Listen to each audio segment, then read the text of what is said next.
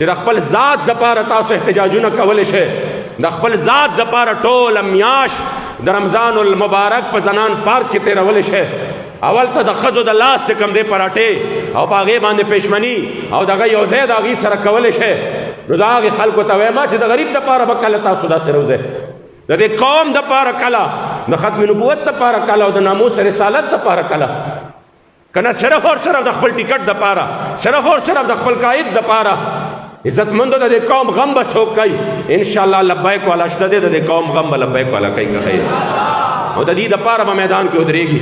مونږ به انشاءالله د امیر محترم په آواز باندې لبیک وي او دا به د خوش نصیبو خلکو کم از کم دی را روان نوې نسل ته خو به دا ووایو چې نور مونږه د غلامۍ د زنځیرونه څه د شلو، نور مونږ د دوی په دې ذلت او رسوایۍ کې وخت نشو تېرولی.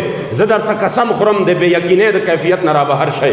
دومره طاقت الله دې قوم له ورکړی دی که دوی یوه ورځ د خپل حق دپاره په نره باندې ودرېدل او دا ټول حکومتي ټټوان او د دوی چې کوم دی دا دومره لوی دا هر څه ستاسو خپله رانله بیا راته ووایه، دا په منتونو نشو بیا راته ووایه او دا هر څه تاسو باندې دا ژوند اسان نشو بیا راته ووایه.